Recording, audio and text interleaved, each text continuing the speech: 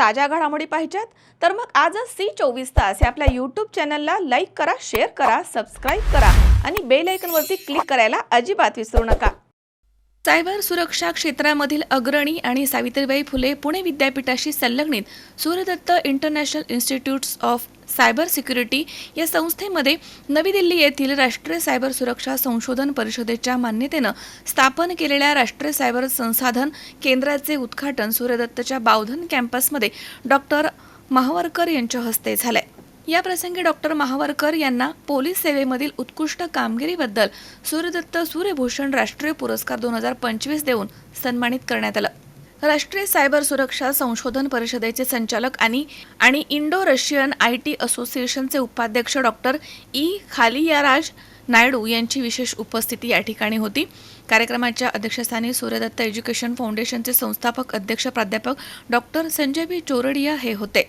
या प्रसंगी SIISC चे प्राचार्य डॉक्टर आरिफ शेख तसेच बावधन पोलीस ठाण्याचे वरिष्ठ पोलीस निरीक्षक अनिल विभूते, सूर्यदत्तच्या सहयोगी उपाध्यक्षा स्नेहल नवलखा तसेच ऑपरेशन्स अँड रिलेशन्स व्यवस्थापक स्वप्नाली कोगजे तसेच SIISC मधील प्रीतीबाला उदासी, जयश्री जाधव, शुभदा कोठावदे आदी या ठिकाणी उपस्थित होते। संजय सुराडे सरांनी जे काही इनोव्हेटिव्ह आयडियाज सुरू केली आहे, फ्युचर जनरेशनसाठी सायबर क्राईम ही खूप महत्त्वाची गरज आहे। समाजामध्ये इंटेलेक्च्युअल लोक पण सायबर फ्रॉडमध्ये फसतात, जास्त रिटर्न मिळतील म्हणून शेअर मार्केटमध्ये फसतात, नंतर डिजिटल अरेस्टमध्ये फसतात, नंतर फेडेक्स पार्सलमध्ये फसतात, नंतर ईमेल हॅकिंगमध्ये फसतात, त्याच्यानंतर हे सोशल मीडियामध्ये त्यांचे अकाउंट हॅक होतात। तर आम्ही त्यांना सांगितलेलं आहे की cyber research lab will benefit everybody, to whole society as such, and it will help people to not fall prey to the crime, cyber crime, and actually cyber crime is an attack on nation's economy. It should be halted, and Surya is doing good thing. Thank you very much. National Cyber Resource Centers we have implemented today in Pune, Surya Datta group of institutions. So you know very well that cyber cases are increasing day by day. So only legal and law enforcement people cannot able to sort out and handle these cyber cases, because cyber cases is completely a technical subjects. So peoples are practiced, especially police peoples are practiced in L&O and crime. So they are not special in the cyber crime. So police need more technical supports. So we think that instead of giving outer technical supports, we will train the students in the academic institution, because they are the fresh minds, young minds. So we will train in the cyber crime Surya Datta group of institution students. So we will give real-time case studies, what are the crimes are happening, and how we want to sort out these issues, and how we can control the cyber crime in Pune, and what type of crimes are happening. Example, you take it, all the crimes now moved into digital. Example, harassment has happened previously, now it moves into digital harassment. And you take it as pickpocket or robbery, now it moves into financial frauds and morphing. So everything now moved into digital. So we need more cyber experts and cyber lawyers. So we need cyber experts. So we want to create more cyber experts in the academic institution. That's why we are conducting this resource centers in academic institutions, and we are conducting hackathon program in all states. So we have completed almost 6 to 7 states. So next month we have planned to conduct in Maharashtra also, and we are planning one cyber CISO conference in Maharashtra.